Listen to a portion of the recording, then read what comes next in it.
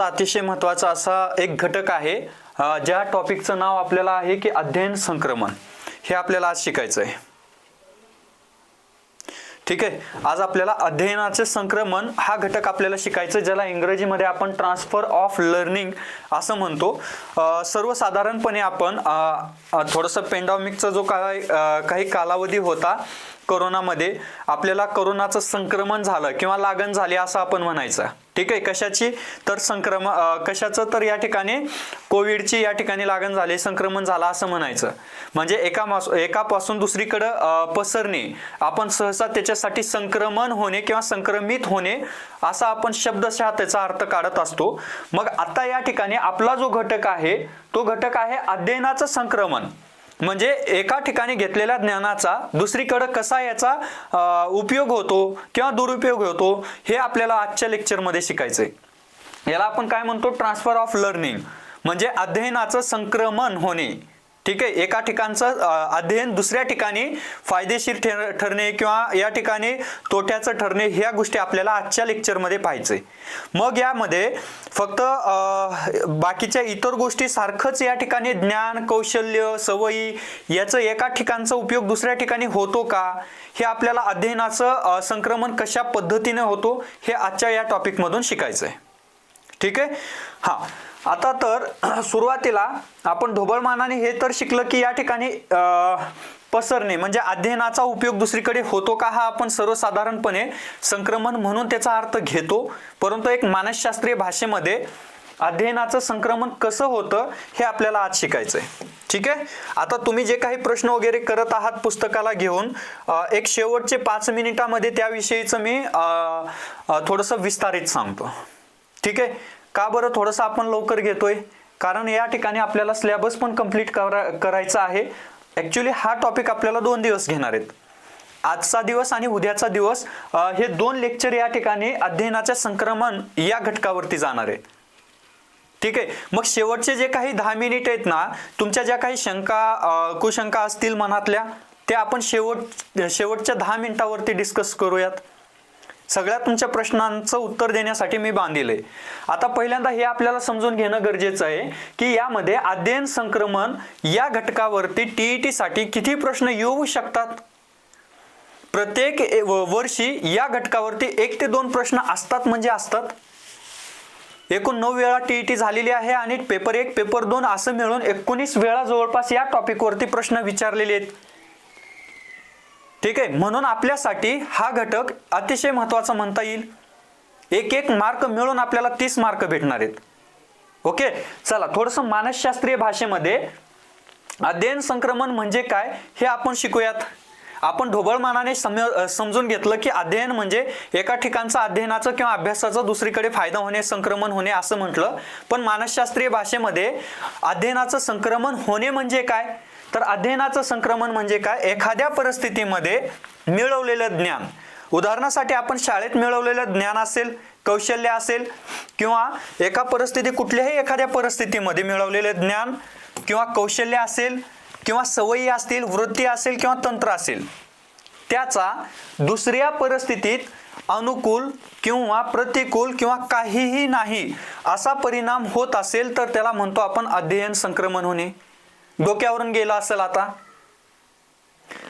इथं समजून सरळ घ्यायचं की एखाद्या ठिकाणी प्राप्त केलेलं ज्ञान असेल, कौशल्य असेल, सवयी असतील, वृत्ती असेल, जे काही तंत्र शिकलेले असतात, त्या तंत्राचा, त्या ज्ञानाचा, त्या कौशल्याचा दुसऱ्या परिस्थितीत साधक बाधक किंवा कसल्याही प्रकारचा परिणाम होत असेल किंवा नसेल याचा अभ्यास करणे म्हणजे या ठिकाणी संक्रमण होणे.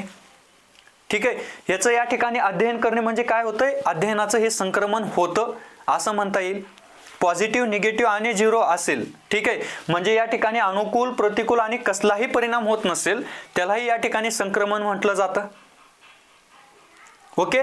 मग आता या ठिकाणी अध्ययन संक्रमण होत असताना अध्ययन संक्रमणाचं शिक्षणात काय महत्त्व आहे, काय इम्पॉर्टन्स आहे शिक्षणामध्ये, याला का टॉपिकला या घेतलं असेल, मानसशास्त्रामध्येही का घेतलंय आणि TETला याच्यावरती का प्रश्न विचारले जातात, जे आपल्याशी रिलेटेड आहे आणि जे शिक्षणाशी संबंधित आहे ह्याच्यासाठीच त्याच्यावरती महत्त्व दिलं जातं. काय आहे शिक्षण? हे जीवन अभिमुख आहे. म्हणजे जीवनाला धरून चालणारा हा शिक्षण असतं. जे काही आपण शाळेत शिक्षण घेतो म्हणजे फक्त नोकरीसाठीच घेतो असं नाहीये. आपल्याला एक चांगला व्यक्तिमत्व त्यातून शिक्षणातून घडवता येतं. म्हणून आपण शिक्षणाला काय म्हणतो की जीवन अभिमुख आहे. जीवन आपलं या ठिकाणी सरस ठरवण्याचं काम हे शिक्षण करत असतं. मग घेतलेल्या ज्ञानाचा उपयोग प्रत्यक्षात करता यायला पाहिजेत. जे शाळेत आपण शिकतो त्याचा दुसरीकडे त्याचा उपयोग करता आला पाहिजे. ठीक आहे. म्हणजे या ठिकाणी कुठंतरी शिक्षण हा जीवनासाठी महत्त्वाचा भाग ठरलेला असतो. ठीक आहे. अतिशय महत्त्व आहे शिक्षणाला. अध्ययन काय असतं? जीवन उपयोगी ठरणे म्हणजे सार्थ शिक्षण आपण म्हणतो. शिक्षणाला सार्थ कधी म्हणता येईल? म्हणजे या ठिकाणी कधी सार्थक झालं, आपण एखादं म्हणत नाही का आयुष्याचं माझं सार्थक झालं शिक्षक बनून, तसं शिक्षणाला सार्थ झालं कधी म्हणता येईल? ज्या वेळेस घेतलेला ज्ञानाचा उपयोग जर प्रत्यक्ष जीवनात करता येत असेल तर त्या ठिकाणी आपण म्हणू शकतो की तो सार्थ झालं शिक्षण. ठीक आहे. त्याचा सदुपयोग जर करता आलं तर ते शिक्षण सार्थक ठरलं असं म्हणता येईल. दुसरं काय? सामान्यीकरण, तत्वशोधन, उपयोजन यावरती भर द्यावा.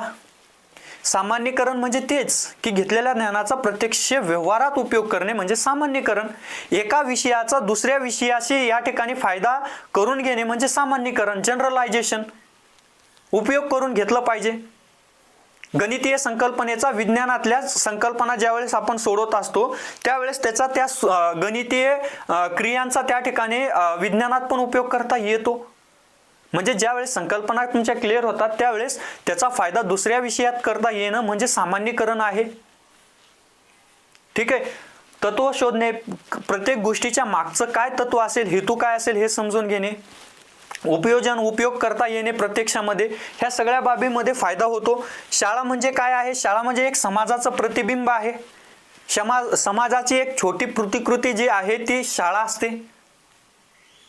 शाळा हा समाजाचा एक घटक आहे, एक भाग आहे तो. म्हणजे समाजापासून शाळेला बाजूला करता येत नाही. शाळेचाच एक म्हणजे शाळा ही एक समाजाची एक घटक ठरलेला आहे ज्याच्यामध्ये विद्यार्थी शिक्षणासाठी येतात आणि शिक्षक तिथं अध्ययन करायचं काम करतात. म्हणजे तिथून निर्माण होणारे विद्यार्थी पुढे चालून या ठिकाणी त्या समाजासाठी काहीतरी देणं लागतात. एक उत्तम नागरिक ठरत असतात समाजाचे. का आयुष्यभर त्या ठिकाणी शाळेतच बसणार आहेत ते? कधीतरी त्यांना 10वी झाली, 12वी झाली, ग्रॅज्युएशन झाला आणि प्रत्यक्ष ज्या वेळेस नोकरी लागली किंवा कुठला तरी उद्योग व्यवसाय सुरू झाला म्हणजे त्या ठिकाणी तो समाजाचा एक घटक बनून राहतो. म्हणजे शाळा ही एक प्रकारची आपण फॅक्टरी म्हणू शकतो एखादं चांगलं प्रोडक्ट निर्माण करण्याची. म्हणजे त्या ठिकाणी चांगलं व्यक्ती घडवून आपण तिथं बाहेर पाठवतो समाजासाठी. म्हणजे शाळा हा एक समाजाचं प्रतिबिंब आहे. दोघांमध्ये इथं साम्य असायला पाहिजे. ठीक आहे. मग काय आहे? शिक्षकांनी काय शिकवायला पाहिजेत? श्रमनिष्ठा, बंधुभाव, स्वावलंबन हे जे काही मूल्य आहेत जेणेकरून भविष्यामध्ये ते एक समाजासाठी चांगला व्यक्ती म्हणून, नागरिक म्हणून त्या ठिकाणी समोर येईल. असे जे मूल्य आहेत, श्रमनिष्ठेचा असेल, बंधुभाव निभावणे असेल किंवा स्वावलंबन असेल, हे सगळे मूल्य त्यांच्यामध्ये रुजवण्यासाठी काम करत असतात शिक्षक, ना की फक्त परीक्षेमध्ये मार्क मिळवून देण्यासाठी.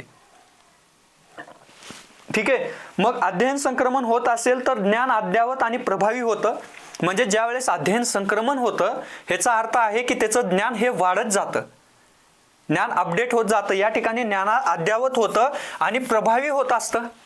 ठीक आहे. म्हणजे आपल्याला हे कशाचं महत्त्व आहे? शैक्षणिक महत्त्व म्हणजे जे काही अध्ययन संक्रमण शिकतो आपण, म्हणजे अध्ययन संक्रमणाचं काय शैक्षणिक महत्त्व आहे? तर या सगळ्या बाबी अध्ययन संक्रमणामुळे घडत असतात. ठीक आहे. येस. आता यामध्ये अध्ययन संक्रमण म्हणजे काय थोडक्यात समजलं. एका ठिकाणचं ज्ञान, कौशल्य, कृती, सवयी दुसऱ्या ठिकाणी उपयोगात येणे किंवा अडचणीचं ठरणे किंवा कसलाही परिणाम न होणे म्हणजे संक्रमण होणे, सरळ आणि सोप्या भाषेमध्ये. आता यापुढे आपल्याला काय बघायचंय? अध्ययन संक्रमण होण्यासाठी कुठले घटक महत्त्वाचे ठरतात? म्हणजे अध्ययन संक्रमण कुठल्या बाबीचं, कुठल्या घटकाचं होत असतं? यामध्ये सगळ्यात महत्त्वाचं घटक ठरतं. आता हे अध्ययन संक्रमणाचे वेगवेगळे घटक आहेत, भरपूर. आणखीन इथं फक्त नेमके काही बाबी मी घेतलेले आहेत जे तुम्हाला परिचयाचे असतील. बरेच घटक याच्यामध्ये समाविष्ट होऊ शकतात. मग कुठल्या बाबीचं, कुठल्या घटकांचं संक्रमण होतं? तर यामध्ये अध्ययन संक्रमण होणारे घटक असतात. पहिलं म्हणजे ज्ञान किंवा नॉलेज ज्याला म्हणतो आपण, ज्ञान. जे घेतलेलं नॉलेज आहे त्या नॉलेजचा किंवा ज्ञानाचा उपयोग दुसऱ्या ठिकाणी होतं, हे संक्रमित होतं. ज्ञान हे संक्रमित होणारी बाब आहे. कौशल्य, स्किल, तुम्ही एखादा डिप्लोमा केलेला आहे किंवा ITIचा एखादा कोर्स केलेला आहे आणि तुम्ही त्या ठिकाणी प्रत्यक्ष गॅरेज टाकला किंवा तुम्ही कंपनीमध्ये जेव्हा काम करता तुम्ही शिकलेल्या ज्ञानाचा तिथं उपयोग करता, म्हणजे या ठिकाणी कौशल्य हे सुद्धा एक संक्रमित होणारी बाब आहे, संक्रमण होणारा हा घटक आहे. तसंच वृत्ती, ॲटिट्यूड्स जे तयार होतं विद्यार्थ्यामध्ये ते महत्त्वाचं आहे. तंत्र किंवा जे काही टेक्निक शिकतो, जे पद्धती शिकतो, मूल्य जे घेतो त्याचं या ठिकाणी प्रत्यक्ष आयुष्यात उपयोग करतो, बंधुभावासारखं.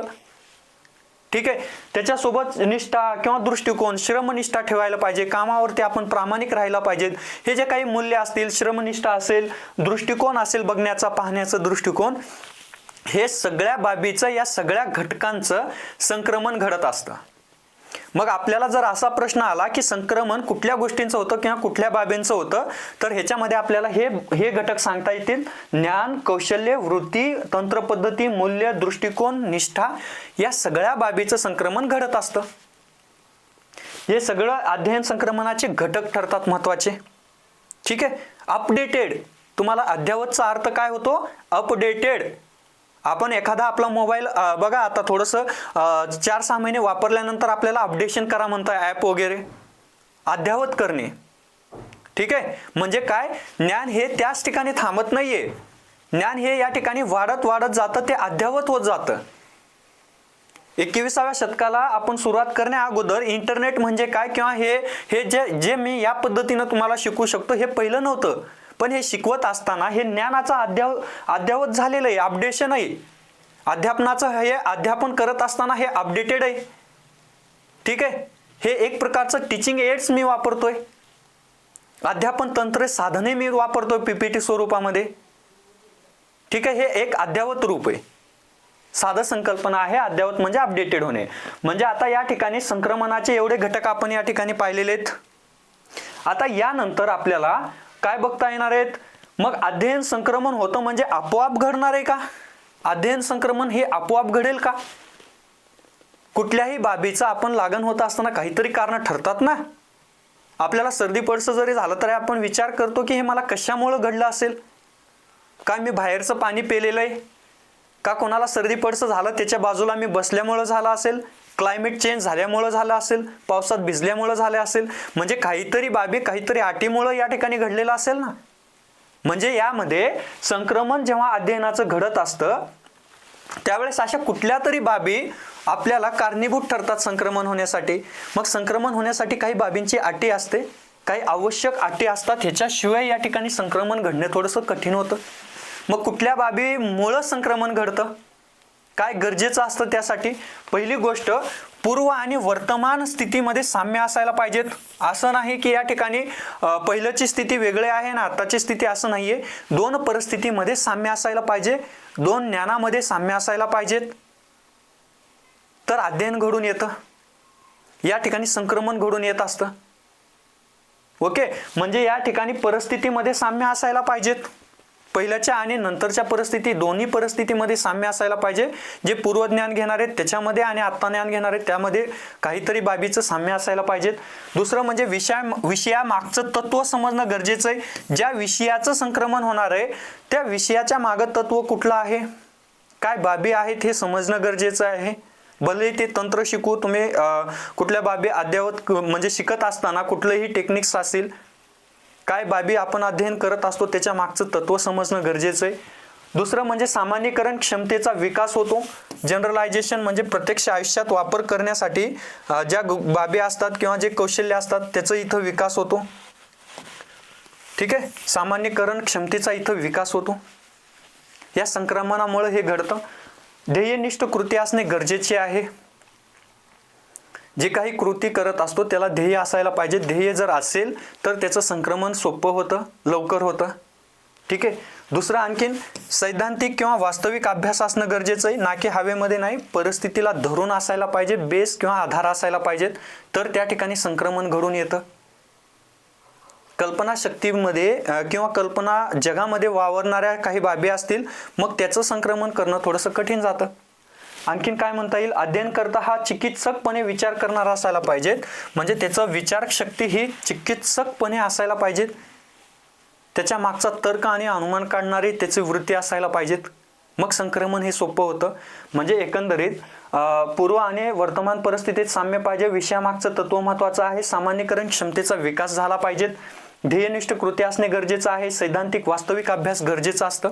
या सगळ्या बाबी अध्ययन संक्रमणासाठी गरजेच्या असतात. आता थोडंसं आणखीन पुढे जाऊयात आपण. आता हे सगळ्यात महत्त्वाचं वाटतं तुम्हाला, ज्याच्या भोवती हा घटक फिरत असतो, म्हणजे अध्ययन संक्रमणाचे प्रकार कुठले कुठले आहेत, कुठल्या म्हणजे किती प्रकारे अध्ययन संक्रमण घडतं. असं वाटतं की हे समजलं म्हणजे या ठिकाणी तुमचा घटक संपला, पण असं नाही आहे. आणखीन याच्या पुढेही काही बाबी आहेत. हे 3 प्रकारे अध्ययनाचं संक्रमण होत असतं. अध्ययन संक्रमणाचे 3 प्रकार असतात. त्याच्यामध्ये सगळ्यात महत्त्वाचा पहिला प्रकार आहे ज्याला आपण धन संक्रमण म्हणतो. पहिला प्रकार काय आहे, धन संक्रमण. आपण गणितीय क्रिया शिकत असताना धन म्हणजे आपण अधिकचा चिन्ह वापरत असतो. धन म्हणजे आपण या ठिकाणी प्लसचा चिन्ह, प्लस साइन आपण त्या ठिकाणी वापरतो.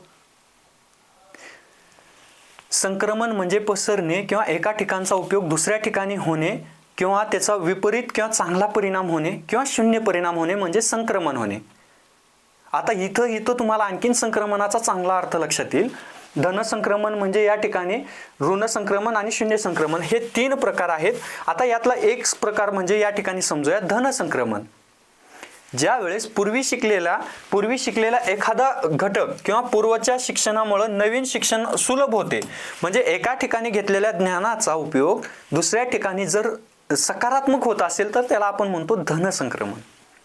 किंवा एका ठिकाणी घेतलेलं ज्ञान, कौशल्य, अभिरुची, आवड याचा उपयोग दुसऱ्या परिस्थितीमध्ये या ठिकाणी सकारात्मकपणे किंवा धनात्मक होतो किंवा फायदेशीर ठरतो, त्यावेळेस त्याला आपण म्हणतो धन संक्रमण. आता एक उदाहरण म्हणून सांगतो की तुम्हाला सायकल चालवायला येते.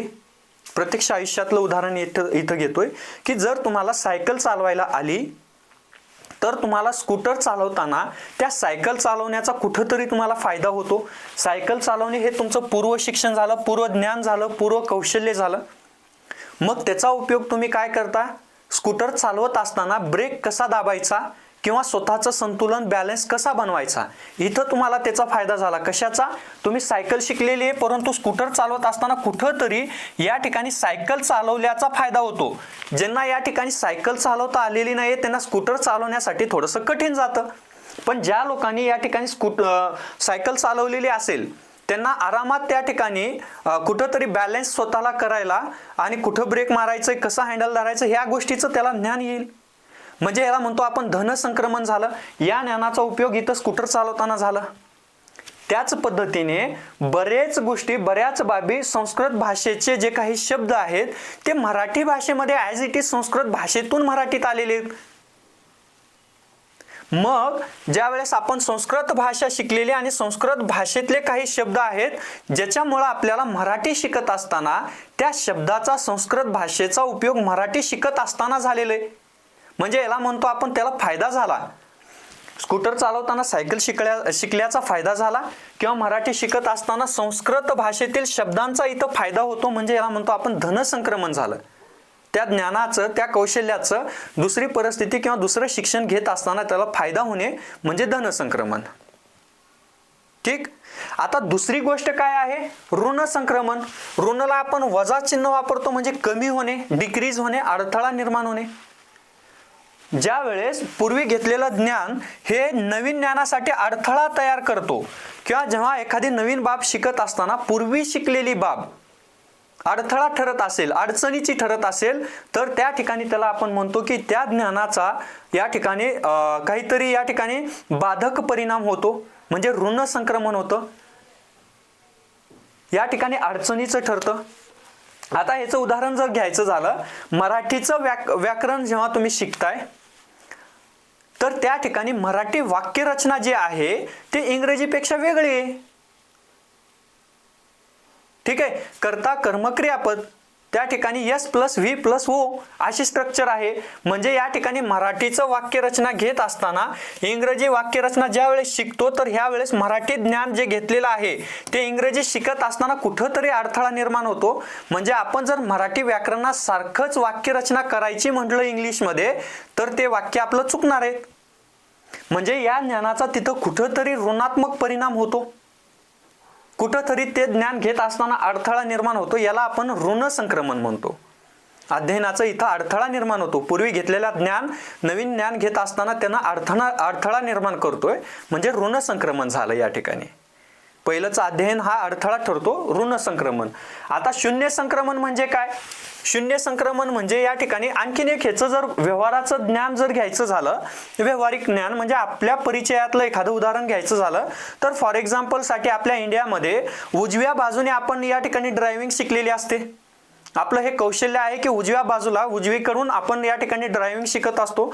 परंतु ज्यावेळेस आपण अदर कंट्रीजमध्ये जातो, ठीक आहे, अमेरिका असेल, बाकी अदर कंट्रीज असतील, त्या ठिकाणी डाव्या बाजूला ड्रायव्हिंग करावी लागते.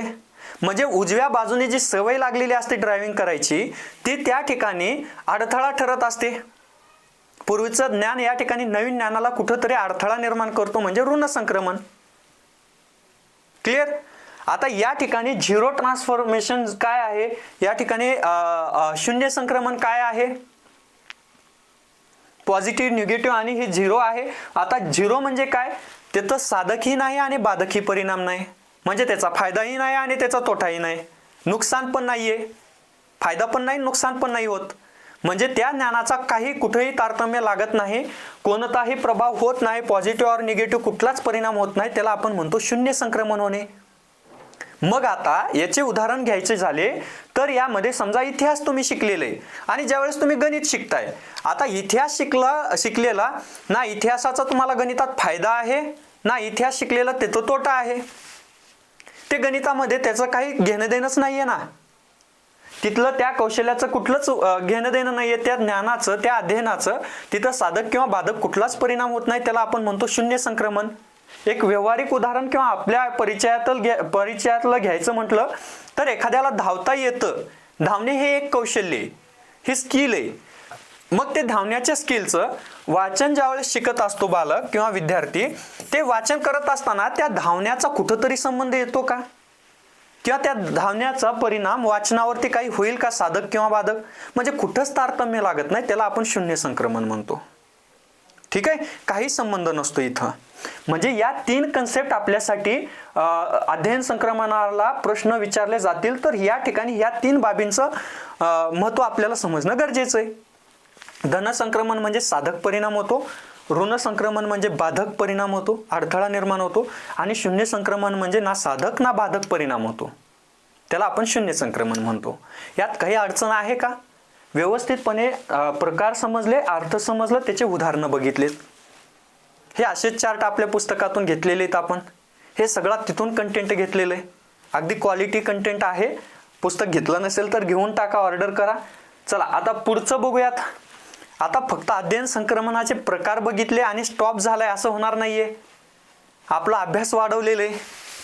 वेगवेगळ्या शास्त्रज्ञाने आपल्याला त्यांना काही काम होतं की नाही माहित नाही, फक्त आपल्या डोक्याला ताप मात्र दिलेलं आहे. चला शिका आता उपपत्त्या. अध्ययन संक्रमणाच्या उपपत्त्या हा घटक पण आपल्याला शिकणं गरजेचं आहे. का?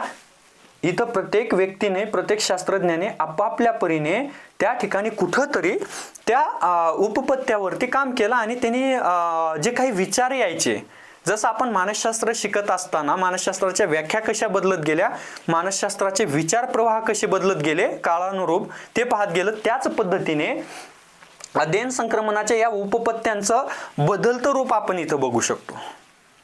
प्रत्येकाने आपापल्या परीने सांगितलं की अध्ययन संक्रमण कसं होतं, कसं व्हायला पाहिजेत, त्याच्यासाठी त्यांनी सिद्धांत मांडले, उपपत्त्या मांडल्या. ठीक आहे, आणि त्याचा शिक्षणात उपयोग पण होतो. ठीक आहे, बघूयात.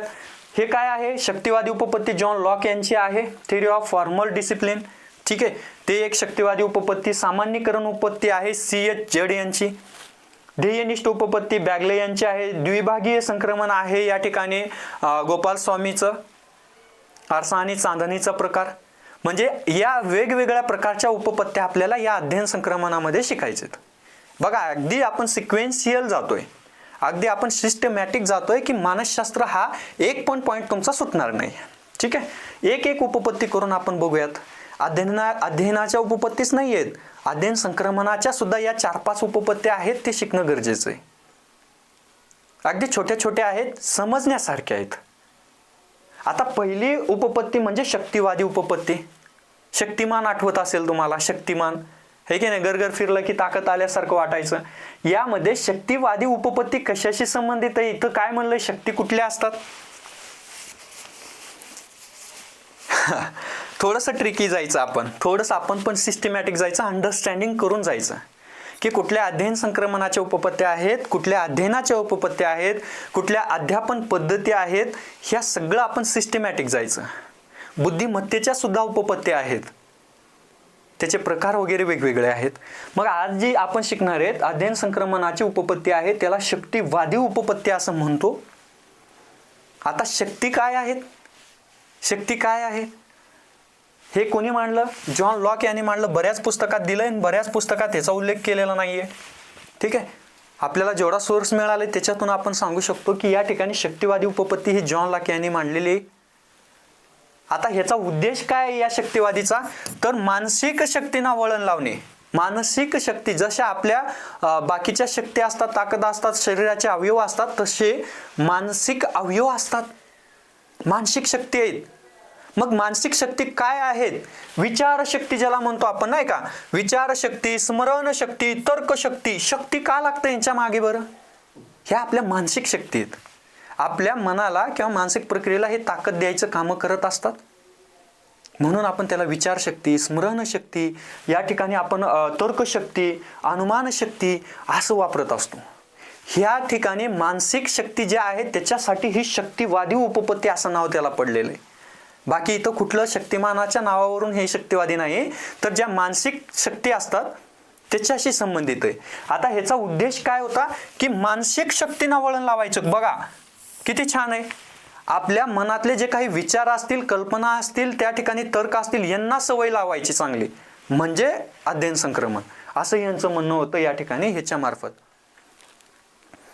मानसिक शक्तीला वळण लावलं म्हणजे अध्ययन संक्रमण होतं असं यांचा अर्थ लावायचं झाला. आता तुम्हाला जसं वाटतं की हे चुकीचं आहे, तसं बऱ्याच जणाला वाटलं की या उपपत्तीला जे त्यांनी मांडलं की मानसिक शक्तींना वळण लागलं म्हणजे त्याचं संक्रमण झालं, असं जे मांडलं सुरुवातीची कल्पना आहे. ऑब्वियस आहे, तेवढं ज्ञान नव्हतं त्या ठिकाणी.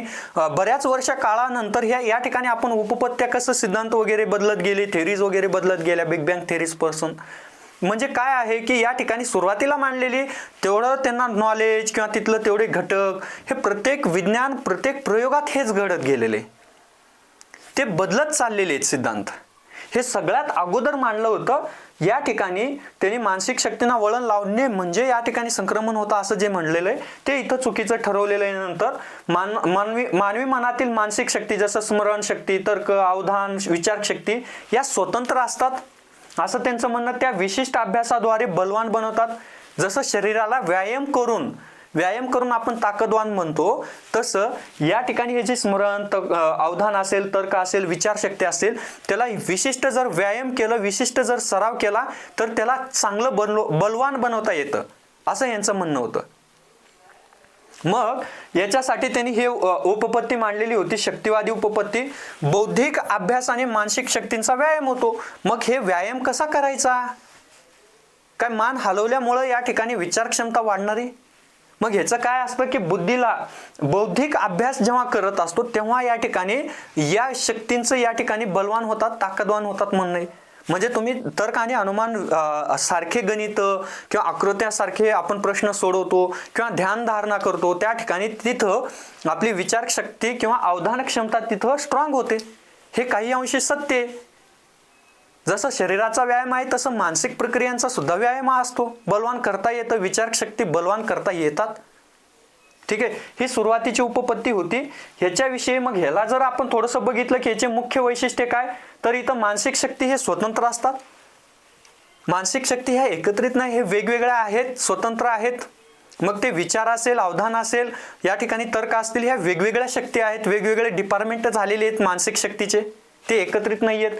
स्मरणशक्ती, तर्क, निरीक्षण, कल्पनाशक्ती ह्या सगळ्या वेगवेगळ्या आहेत. ठीक आहे.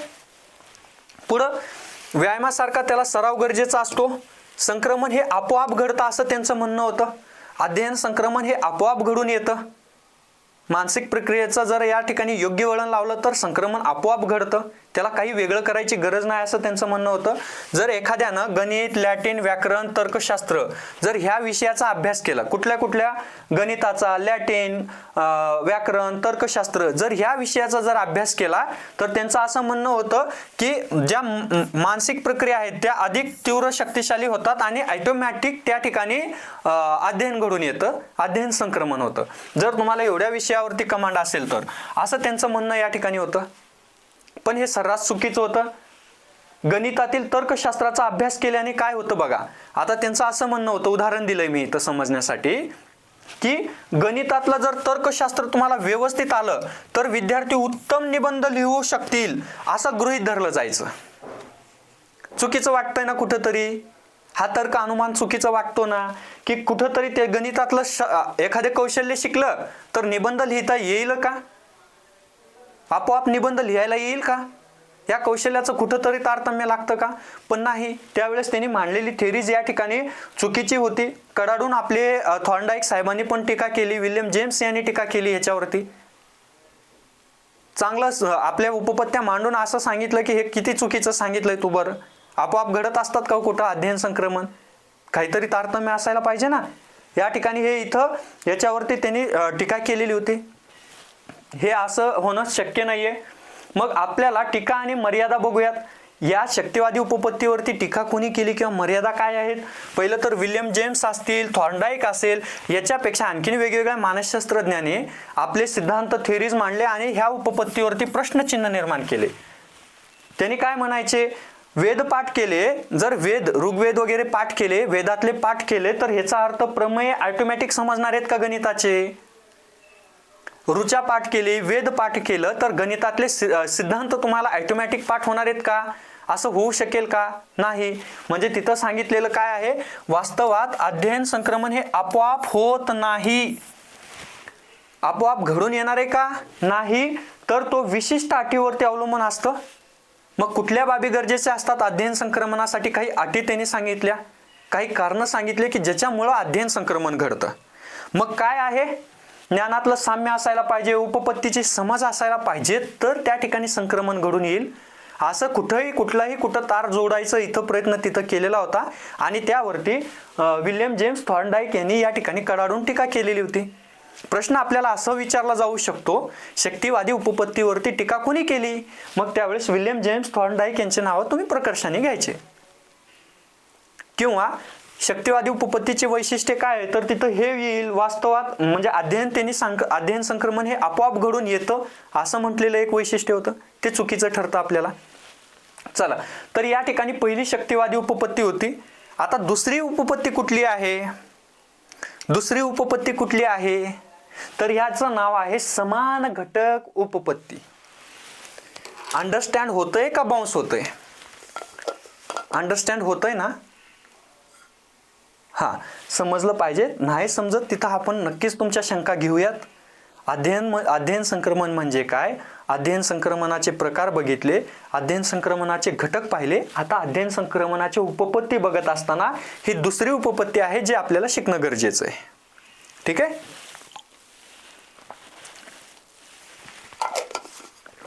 बघा आता या ठिकाणी यस यस यस यस लक्षात येतोय. दुसरी उपपत्ती आहे समान घटक उपपत्ती. कुठलाही घटक, कुठलाही विषय जेव्हा तुम्ही शिकताय, एक नेहमी लक्षात ठेवा, काय करायचं, शब्दाची फोड करायची. शब्दाची फोड केल्याने तो विषय तुम्हाला सोपा जातो. तो मराठी व्याकरण असेल, इंग्रजी व्याकरण असेल किंवा इंग्रजी भाषा शिकणं असेल किंवा बाकी इतर विषय असतील, शब्दाची फोड करायची. आता इथं समान घटक उपपत्ती म्हणलंय. समान घटकचा अर्थ होतो की साम्य असणाऱ्या बाबी, समान घटक असायला पाहिजे, ते अशी त्याची उपपत्ती आहे, समान घटक असणारे उपपत्ती. मग कोणी मांडली, तर या ठिकाणी एडवर्ड थॉर्नडाईक आहेत, वुडवर्थ हे एक शास्त्रज्ञ आहेत, या दोघांनी ही उपपत्ती मांडलेली आहे. ठीक आहे. कोणी, थॉर्नडाईक साहेब आहेत, वुडवर्थ आहेत त्याने फक्त प्रयत्न प्रमाद उपपत्ती मांडली नाही थॉर्नडाईकने कुत्र्यावर प्रयोग करून, मग ह्याच्याही पुढे त्याने अध्ययन संक्रमणावरती त्याने काम केलेलं आहे आणि त्याने इथं समान घटक उपपत्ती मांडली. त्यामुळे कन्फ्युजन व्हायचं नाही. प्रयत्न प्रमाद तर थॉर्नडाईकचे ह्याला मी नाही सांगणार असं नका करू. या ठिकाणी ही अध्ययन संक्रमणाबाबतची उपपत्ती या ठिकाणी थॉर्नडाईक साहेबांनी मांडलेली आहे. तेच थॉर्नडाईक काही चुका आणि शिका उपपत्ती मांडणारे. आणखीन बऱ्याच ठिकाणी आहे. बुद्धिमत्तेमध्ये सुद्धा त्याने आपलं पद्धती मांडलेल्या आहेत. बाबी शिकायचेत आपल्याला मानसशास्त्रज्ञाची ओळख. आता समान घटक ही थॉर्नडाईक आणि वुडवर्थ यांनी मांडलेली उपपत्ती आहे. आणि याचं शब्दशः अर्थ काय होणार आहे ह्याचं, की उद्देश काय आहे, की इथं उद्देश काय आहे म्हणजे कधी आणि कसं अध्ययन संक्रमण घडते याचं स्पष्टीकरण देणे. अध्ययन कधी म्हणजे अध्ययन संक्रमण कधी घडतं आणि संक्रमण कसं घडतं हे याचं एक मेन उद्देश आहे समान घटक उपपत्तीचा. मग याची मुख्य संकल्पना काय आहे, मुख्य बाब काय आहे, तर ह्यांचं म्हणणं काय होतं की अध्ययन संक्रमण घडण्यासाठी काय महत्वाचं आहे की दोन परिस्थितीमध्ये समानता असायला पाहिजे. जी मूळ परिस्थिती आणि नवीन परिस्थिती आहे किंवा मूळ ज्ञान आहे आणि नवीन ज्ञान असेल तिथं कुठंतरी साम्य असायला पाहिजेत तर संक्रमण घडतं. आपण जिथं धनसंक्रमणाची उदाहरणं घेत असतो अशा बाबी काय असायला पाहिजे, तिथं दोन्ही परिस्थितीमध्ये साम्य असायला पाहिजेत. मूळ परिस्थिती नवीन परिस्थितीत साम्य असायला पाहिजेत. मग तो घटक असेल, तत्व असेल, सामग्री असेल, ह्या सगळ्या बाबीमध्ये पहिल्याच्या आणि दुसऱ्या स्थितीमध्ये साम्य असायला पाहिजेत तर संक्रमण घडून येतं. मग काय आहे इथं, जेवढी जास्त परिस्थिती सारखी असेल, जेवढी जास्त समानता असेल तेवढं संक्रमण जास्त होणार. जेवढी समानता जास्त तेवढं संक्रमण जास्त, तेवढं संक्रमण अधिक प्रमाणात होतं असं तिथं सांगितलेलं आहे. समानता जितकी अधिक तेवढं संक्रमणाचा परिणाम हा जास्त होतो. समानता जास्त असेल तर संक्रमण जास्त होईल अशी ही पद्धत आहे. ठीक आहे. समान घटक उपपत्ती, समान अंश उपपत्ती सुद्धा म्हणतात. ठीक आहे. शब्दांचा खेळ, इथं नाव बदललं म्हणजे या ठिकाणी चुकीचं वाटेल. समान अंश उपपत्ती सुद्धा म्हणतात, समान घटक उपपत्ती सुद्धा म्हणतात. ठीक आहे. नाही हो, समान घटक उपपत्ती या ठिकाणी झाल्या असेल मे बी तिथं, तर या ठिकाणी काय आहे थॉर्नडाईक आणि वुडवर्थ यांची उपपत्ती आहे. पुढे येणार आहे C.H. जड यांची उपपत्ती येणार आहे. मे बी तिथं चुकलेलं असेल, आता त्याला दुरुस्त करतो मी. ठीक आहे. आता उदाहरणं घेऊयात आपण समान घटक उपपत्तीचे, म्हणजे तुम्हाला चांगलं लक्षात येईल. आता एक लक्षात ठेवा, जेव्हा आपण म्हणतो संस्कृत भाषेचा फायदा मराठीला होतो, मग ह्याला का बरं जास्त फायदा होतो, धनसंक्रमण हे दोघांमध्ये का घडतं. संस्कृत शिकलेला हा मूळ अध्ययन आहे आणि संक्रमण हे मराठीमध्ये झालेलं आहे.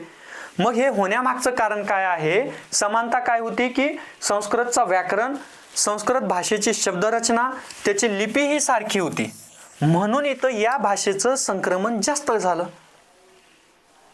संक्रमण होण्यासाठी काय कारणीभूत ठरलं, कारण संस्कृत मधला व्याकरण मराठीचा व्याकरण सारखा आहे, दोघांची शब्दरचना सारखी आहे, दोघांची लिपी सारखी आहे, म्हणजे कुठंतरी दोन घटकामध्ये समानता जास्त होती म्हणून संक्रमण जास्त झालं. याला समान घटक उपपत्ती म्हणतात, समान अंश उपपत्ती म्हणतात. ठीक आहे. आता दुसरं म्हणजे, आता इथं समजा सायकल चालवणं आणि स्कूटर चालवल्यामध्ये आपल्याला धनसंक्रमण झालेलं दिसतं. मग याच्यामध्ये काय समानता होती, सायकलमध्ये आणि स्कूटरमध्ये काय समानता होती, तर पहिली गोष्ट संतुलन म्हणजे बॅलन्स बनवणे. सायकल बिना बॅलन्सची चालणारी का, पडेल बाजूला. ब्रेक कुठं दाबायचा, हँडल कसं धरायचं, ही समानता होती. कशामध्ये, सायकलमध्ये आणि स्कूटरला दोघांनाही या ठिकाणी हँडल धरायचंय, दोघांमध्येही इथं बॅलन्स करावा लागतो. ठीक आहे. ब्रेक दोघांनाही कुठं वापरायचं कुठं नाही हे लक्षात येतं, दोघांमध्ये समानता आहे. आता तुम्ही म्हणताल बाजूला टायर लावलं तर चालेल का, चालू शकतं. तिथं बॅलन्स नसायला तिथं लावू शकतात, या ठिकाणी दिव्यांग व्यक्ती वापरत असतात. म्हणजे सायकल चालवण्याचा फायदा का होतो इथं, तर दोघांमध्ये हे साम्य होतं, ब्रेक वापरणे, संतुलन वगैरे समान घटक होते, म्हणून इथं संक्रमण घडून आलं. आता जर आपण विचार केला गणित विषयाचा विज्ञानाला का फायदा होतो, मग तिथं विज्ञानामध्ये काही संख्येचं विश्लेषण असतात, काही संख्यात्मक बाबी असतात, सूत्र असतात, गणित असतात फिजिक्स मधले, मग ते सोडवत असताना कुठंतरी या गणिताचा फायदा विज्ञानात होतो. समानता आहे ना, म्हणजे आता तुम्हाला लक्षात आलं असेल समान घटक किंवा समान अंश उपपत्ती काय सांगते, जेवढी समानता जास्त असेल तेवढं संक्रमण अधिक होतं, जास्त होतं. ठीक आहे, क्लिअर आहे? ओके, इथपर्यंत क्लिअर आहे.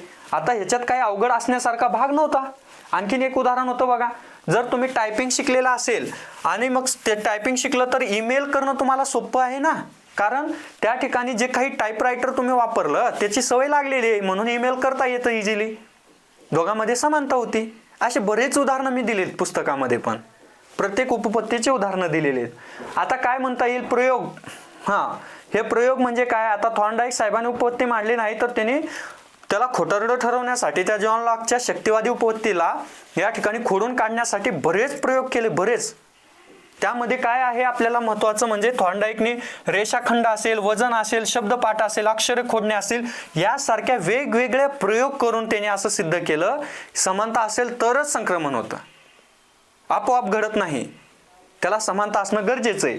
जर दोन्ही क्रियामध्ये साम्य असेल तरच पूर्व अनुभव नवीन अनुभवाला उपयुक्त ठरते, म्हणजे फायदेशीर ठरतं, हे त्यांनी सिद्ध केलं. रेषाखंडाचं, वजन, शब्दपाठ असे बरेच प्रयोग केलेत. ठीक आहे, वैशिष्ट्य लक्षात आलं. विषय कौशल्यात साम्य असणे गरजेचं असतं. समान उपपत्तीचं काय वैशिष्ट्य आहे, साम्य हे संक्रमणासाठी अनिवार्य आहे. ज्ञान, कौशल्य, वृत्ती, तंत्र, मूल्य यातील समानतेचा विचार होतो. ही उपपत्ती व्यवहाराधिष्ठित आणि प्रयोगशील आहे, व्यवहारात उपयोगात येण्यासारखी आहे, प्रयोगामार्फत सिद्ध करण्यासारखी उपपत्ती आहे. समान घटक उपपत्ती हे त्याचे काही वैशिष्ट्ये आहेत. शैक्षणिक उपयोग काय होतो मग या समान घटक उपपत्तीचा? शिक्षणात कुठं उपयोग होतो, कुठं उपयोग होतो? विषयातलं साम्य विद्यार्थ्यांना स्पष्ट करून सांगता येतं. गणिताचा विज्ञानात कसा फायदा होतो, संस्कृतचा या ठिकाणी कसा मराठीला उपयोग होतो. ठीक आहे, असे बरेच विषय इथं सांगता येतात. अभ्यासक्रम रचत असताना पूर्व ज्ञानाशी रिलेटेड अभ्यासक्रम असायला पाहिजे. तुम्ही दुसरी तिसरी शिकलं तर ह्याचा अर्थ दुसरीचा अभ्यासक्रम सोडून किंवा पूर्वज्ञान सोडून तिसरीचा अभ्यासक्रम रचता येणार नाहीये. म्हणजे कुठंतरी दुसरीला काय शिकवलंय त्याच्या पुढं आपल्याला तिसरीला काय शिकवायचंय या पूर्वज्ञानावरती आधारित तिथं अभ्यासक्रम रचता येतं. म्हणजे विषयात साम्य असायला पाहिलं, पूर्वज्ञानाचं आणि नवीन ज्ञानाशी इथं सांगड घातली जाते, हे एक फायदा आहे. दुसरं म्हणजे समाज आणि शाळा याच्यामध्ये जीवनाचा संबंध इथं अधोरेखित केलेलं आहे. इथं शाळेत शिकलेल्या बाबी, गणिताचं बेरीज वजाबाकीचं, समजा 10ची नोट घेतली, 20ची नोट घेतली, वजाबाकीचं शिकलेलं आहे. तू 10 रुपयाचं साहित्य आणलं तर तुझ्याकडे किती शिल्लक राहतात हे तुम्ही तिथं शिकलेलं आहे. पण तिथं जेव्हा प्रत्यक्ष आयुष्यामध्ये तिथं दुकानाला जातो, 20 रुपयाची नोट देतो, 10चं सामान घेतो आणि 10 रुपये परत घेतो, तेव्हा त्याला लक्षात येतं की या ठिकाणी तिथं कुठंतरी शिकलेला इथं फायदा होतोय. म्हणजे समाज आणि शाळा याच्यामध्ये संबंध जोडण्याचं इथं उपपत्ती हे काम करते. पुढं प्रकल्प आधारित शिक्षण इथं प्रभावी बनवता येतो, म्हणजे प्रोजेक्ट बेस्ड लर्निंग इथं फायदेशीर ठरते. म्हणजे असं शिक्षणात या समान घटक उपपत्तीचे इथं फायदे होताना दिसतात. ठीक आहे, डन. आता ही उपपत्ती कोणी मांडली होती? थॉर्नडाईक आणि त्यांच्या सोबत होते या ठिकाणी वुडवर्थ. ह्या दोघांनी समान घटक उपपत्ती ही अध्ययन संक्रमणाची उपपत्ती मांडलेली. अध्ययन उपपत्त्या आपण पुढच्या लेक्चरमध्ये बघणार आहेत. चुका आणि शिका यांचीच आहे. ट्रायल एरर म्हणतो, प्रयत्न प्रमाद म्हणतो, त्याला बरेच नाव आहेत. ठीक आहे, याला समान अंश उपपत्ती सुद्धा आपण म्हणतो. ठीक आहे, चला आता पुढची उपपत्ती आपल्याला एक उपपत्ती आपण बघूयात, त्याच्यानंतर मग आपण थोडंसं ब्रेक घेऊ, थांबूयात. ठीक आहे, बिलकुल exactly Farheen ma'am. New knowledge link या ठिकाणी ओल्ड नॉलेज. आता पुढची उपपत्ती आहे सामान्यीकरण उपपत्ती. सामान्यीकरण, जनरलायझेशन या ठिकाणी मेथड म्हणू शकतो आपण, उपपत्ती म्हणू शकतो. कुणाची आहे? C.H. जड यांची ही उपपत्ती आहे सामान्यीकरण उपपत्ती. एक्झॅक्टली शब्दशः अर्थ काय होतो? सामान्यीकरण म्हणजे जनरलायझेशन होणे, एका ठिकाणचा दुसऱ्या ठिकाणी फायदा होणे, उपयोग होणे. घेतलेल्या ज्ञानाचा दुसरीकडे इथं फायदा व्हायला पाहिजे. आता इथं काय सांगितलंय? अभ्यास करताना ज्ञानाचा अर्थ लावून, जे ज्ञान घेतो त्याचा अर्थ लावून विश्लेषण करून त्यातील तत्व शोधून काढतो आणि समजून घेतो, तेव्हा अध्ययन संक्रमण होते. त्यांचं म्हणणं काय आहे की संक्रमण कधी घडतं? ज्या वेळेस त्या ज्ञानाचा त्याने अर्थ काढला, त्याला विश्लेषण केलं, त्याच्या मागचं तत्व समजून घेतलं, की द्रवाचं रूपांतर वायूमध्ये कसं होतं, तिथं फक्त पुस्तकात शिकलेलं नाही तर त्याच्या मागचं तत्व, की जेव्हा त्याला उष्णता भेटते त्यावेळेस त्याची वाफ होते, वाफेचं रूपांतर पुन्हा ढगात होतं आणि ढगापासून या ठिकाणी पुन्हा पाऊस पडतं, हे जे काही चक्र चालतं हे ज्या वेळेस त्याने समजून घेतलं, उमजून घेतलं, त्यावेळेस त्याला पदार्थाच्या तिन्ही अवस्था लक्षात येतील. स्थायू, द्रव, वायू ह्या सगळ्या अवस्था शिकण्यासाठी त्याच्या मागचे तत्व, त्या ज्ञानाचा अर्थ लक्षात आला तर संक्रमण घडतं असं त्यांचं म्हणणं आहे. त्याला सामान्यीकरण होणे म्हणतात आपण. ठीक आहे. आता काय, यांत्रिकपणे जर शिकलं म्हणजे पोपटपंचीप्रमाणे जर शिकलं तर त्या ठिकाणी संक्रमण होत नाही.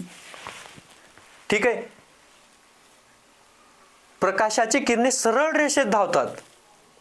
फक्त एवढं माहिती आहे, पण जर त्याला हे माहिती नाही की समोर मध्ये पुष्टा लावलेला आहे, एका बाजूला मेणबत्तीचा उजेड दिला, म्हणजे त्याला ह्या गोष्टी त्याने प्रॅक्टिकली करून बघितल्याच नाही, त्याच्या मागचं तत्व काय असतो हे त्याला लक्षात नाही आलं, तर फक्त त्याला एवढंच माहिती असतं की सूर्यप्रकाश हे सरळ जातात, सरळ किरणं असतात.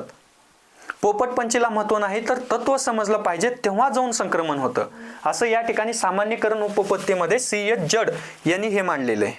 ठीक आहे, डन. आता यांत्रिकपणे म्हणजे या ठिकाणी फक्त आणि फक्त पाठांतरावरती भर द्यायचं नाहीये, प्रॅक्टिकली शिकलं पाहिजे. ठीक आहे, त्याला प्रत्यक्ष व्यवहारात त्याचा उपयोग करून बघितलं तर त्या ठिकाणी त्यानं तत्व शोधतो, मग त्याला विश्वास बसतो त्या गोष्टीवरती की हा सरळ जातात. ठीक आहे. पुढं काय, याला तत्वज्ञानात्मक समज किंवा विश्लेषणात्मक अधिगमाची गरज असते, म्हणजे तत्व समजण्याची पण क्षमता असायला पाहिजे, विश्लेषण करता आलं पाहिजे, हे गरजेचं असतं. एखाद्या गोष्टीतून शिकलेलं ज्ञान दुसऱ्या अशाच प्रकारच्या परिस्थितीत वापरता आले तर त्याला सामान्यीकरण होणे असं म्हणतो. हे सगळ्यात आपल्यासाठी महत्त्वाचं आहे. सामान्यीकरण शिकण्यासाठी काय महत्त्वाचं आहे की एखाद्या गोष्टीतून शिकलेलं जर ज्ञान असेल, ते पुस्तकातलं असेल, शाळेतलं ज्ञान असेल, ते जर आपल्याला दुसऱ्या अशाच प्रकारच्या परिस्थितीत वापरता आलं म्हणजे सामान्यीकरण. जे आता मी तुम्हाला गणिताचं उदाहरण दिलं 20 रुपयाची नोटचं, वजाबाकीची संकल्पना शाळेत शिकली परंतु प्रत्यक्षात त्यानं व्यवहारात उपयोग केला, म्हणजे त्याने त्या ज्ञानाचं सामान्यीकरण केलं, जनरलायझेशन केलेलं आहे.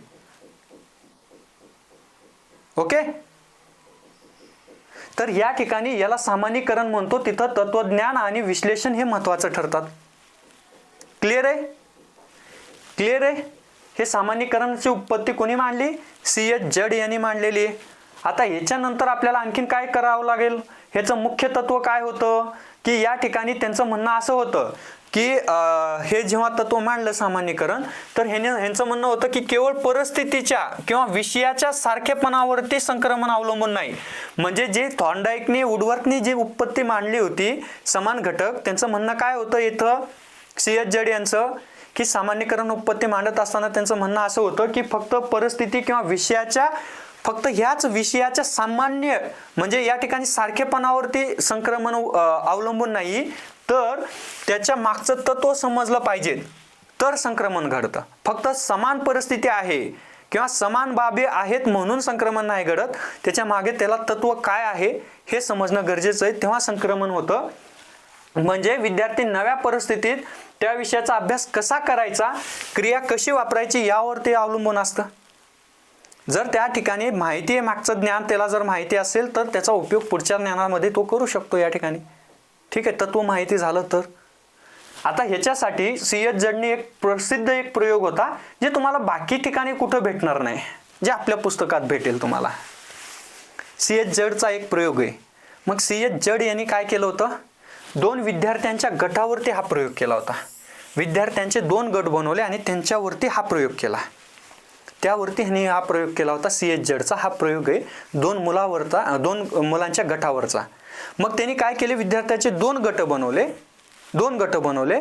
पहिला गट असा होता, दोन्ही गटांना काय शिकवायचं होतं, त्यांना पाण्याच्या तळाशी असलेलं एक नाणे म्हणजे एक पाण्याचं भांडं ठेवलं, एका पातेलं ठेवलं आणि त्याच्या तळाला नाणं म्हणजे एखादं पैशाचं नाणं असतं ना आपलं नाणं, ते नाणं त्याच्या तळाला ठेवलं आणि मुलांनी काय करायचं होतं की त्या नाण्याला बाणाने मारायचं होतं, निशाणा धरायचा होता.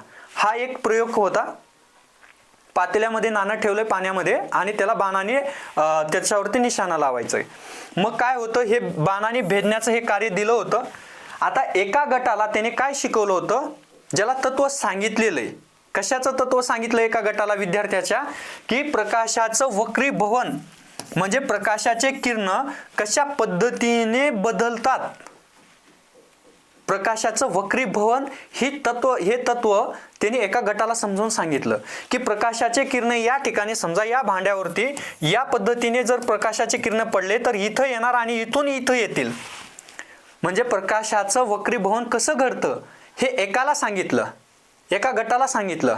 मग त्यांना एक लक्षात येतं की या ठिकाणी प्रकाशाचे किरण हे इथून आले आणि इथून या ठिकाणी बदलतात, ते दिशा बदलतात, वक्रीभवन होतं किरणांचं, पृष्ठभागावरती आदळून ते परत येतील.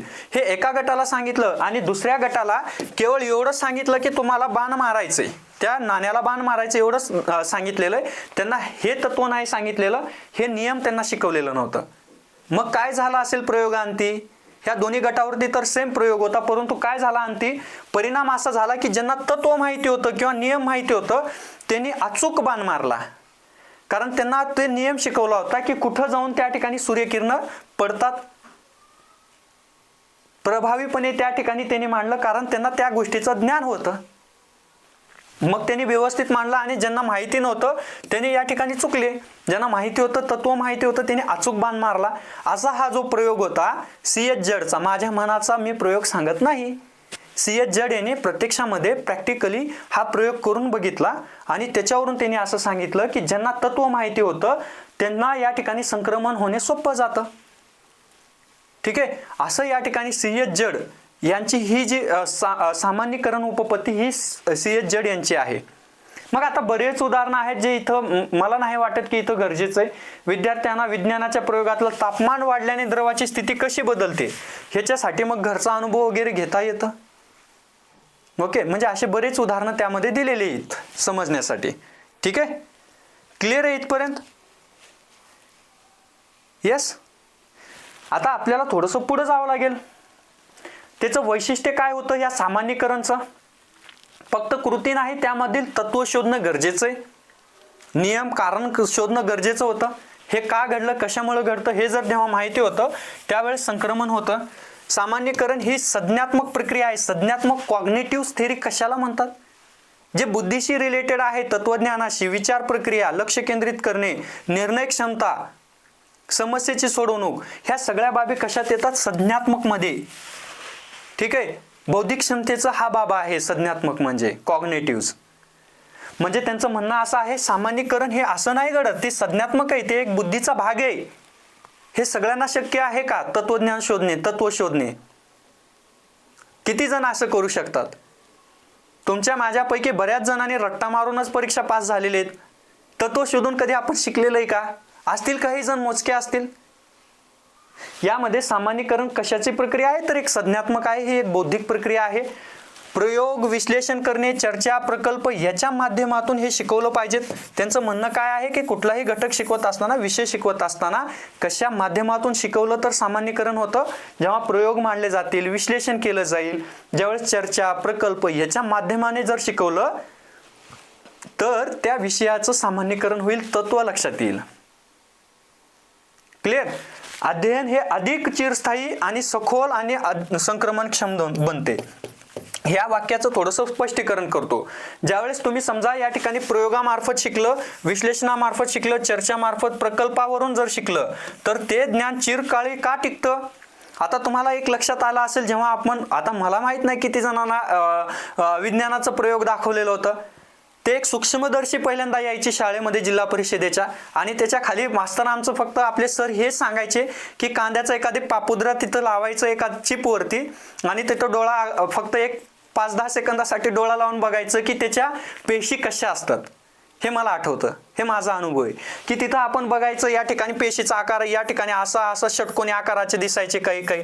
मला एवढं आठवतंय की या ठिकाणी ते का आठवलं मला, कारण ते तत्व, ते गोष्ट मी प्रयोगाच्या अंती शिकलेली होती म्हणून ते माझ्या आत्तापर्यंत लक्षात राहिलेली आहे. मग प्रत्येक बाब माझ्या लक्षात आहे का शिकलेली नाहीये. त्यांचं म्हणणं असं आहे की प्रयोग, विश्लेषण, चर्चा, प्रकल्प ह्याच्या माध्यमातून जर शिकलं तर त्या ठिकाणी ज्ञान हे चिरकाळी राहतं, खूप लॉंग टाइम पर्यंत जातं, सखोल ज्ञान होतं आणि त्याच ज्ञानाचं संक्रमण सुद्धा होतं. ठीक आहे. ह्याच्यासाठी ह्या पद्धती महत्त्वाच्या ठरतात। याला आपण ॲक्टिव्हिटी बेस्ड लर्निंग म्हणतो, कृतीयुक्त शिक्षण पद्धती, अध्यापन पद्धती आपण म्हणतो या पद्धतीनं। ह्या सगळ्या या ठिकाणी विज्ञानाला आपण विद्यार्थी केंद्रित पद्धती आहेत अध्यापनाच्या, ठीक आहे। अशा काही बाबी आहेत बऱ्याच जणाला या ठिकाणी आठवतं आपल्याला, कारण ह्या बाबी आपण या माध्यमातून शिकलं। एखादा प्रकल्प प्रोजेक्ट केलेला असेल, गुजरातमध्ये भूकंप झाला होता, तिथं भूकंप झालं किंवा मुंबईला झालं, तर त्या ठिकाणी त्यांना मदत करण्यासाठी आपण पूर्ण गावभर डब्बा घेऊन गोळा केलेले पैसे, काहीतरी एक प्रोजेक्ट होता। पर्यावरण वाचवण्यासाठी पूर्ण गावामध्ये आपण दिंडी वगैरे काढलेली, लक्षात राहतात। वादविवाद स्पर्धेला D.Edला असताना जायचं आम्ही, बऱ्याच जिंकलेल्या। मग हे कशामुळं लक्षात राहिलं?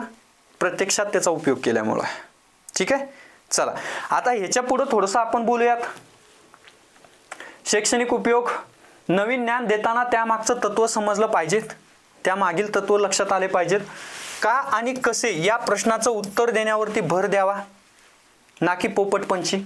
ज्ञान संक्रमणास पूरक परिस्थिती निर्माण करणे गरजेचे असते, हे एक महत्त्व आहे। शिक्षण नुसते पाठांतर न राहता समजून घेण्याची प्रक्रिया बनते। या उपपत्तीमुळे शिक्षण काय होतं, फक्त पाठांतरावर भर न देता त्याचं या ठिकाणी समजून घेण्याची ही एक प्रक्रिया बनते शिक्षण म्हणजे, ठीक आहे। पोपटपंची नाही तर तिथं समजून घेतलं जातं, ज्ञानाचं दीर्घकाळ संक्रमण होतं, नवीन परिस्थितीत त्याचा उपयोग करणं शक्य होतं। हे काही शैक्षणिक महत्त्व आपल्याला सांगता येतील सामान्यीकरण उपपत्तीचे, ठीक आहे। आता आपल्याला काय बघायचंय हे नाही घेणार मी, नका काळजी करू, मलाही माहिती आपली कॅपॅसिटी कितपर्यंत आहे उपपत्त्या शिकत असताना, ठीक आहे। प्रश्नोत्तर असते तर मी 3 तास नाचवलं असतं, सगळंच क्लासेस घेतलं असतं, पण अशा उपपत्त्या घेत असताना सिस्टमॅटिक व्यवस्थितपणेच आपल्याला घ्यावं लागेल, घाई करून नाही चालणार, महत्त्वाचं आहे ना भाग आपल्यासाठी। मग काय करायचंय, राहिलेल्या उपपत्त्या ह्या उद्याच्या लेक्चरमध्ये आपल्याला कंप्लीट करायचं आणि या घटकावर 19 प्रश्न आलेले जे आहेत ते प्रश्न उत्तर घ्यायचे। पॅटर्न लक्षात येईल की प्रश्न कसे विचारतात अध्ययन संक्रमणावर, सगळे प्रश्न लगेचच टॉपिक झालं की सोडून घ्यायचं आणि मोकळं मग, ठीक आहे। डन, इथपर्यंत लक्षात आल्या। एकदा काही बाबी तुम्हाला मी सांगतोय। सामान्यीकरण C.H. जड यांची होती, सामान्यीकरणावरती भर दिलं, तत्व समजण्यावरती त्यांनी भर दिलेला आहे, ठीक आहे। समान अंश उपपत्ती थॉर्नडाईक वुडवर्थ यांची होती, ठीक आहे। ही बाब आपण पाहिली। शक्तिवादी उपपत्ती जॉन लॉक यांची होती, हेही शिकलेलं आहे। म्हणजे आजच्या या घटकामध्ये आपण 3 उपपत्त्या शिकलेल्या आहेत। अध्ययन संक्रमणाचे प्रकार पाहिले 3, अध्ययन संक्रमणाचे घटक पाहिले, बऱ्याच बाबी आपण इथं शिकलेले आहेत। उद्याच्या लेक्चरमध्ये राहिलेल्या उपपत्त्या आपण शिकूयात, या घटकावरचे प्रश्न शिकूयात, ठीक आहे। आता यानंतर आपल्याला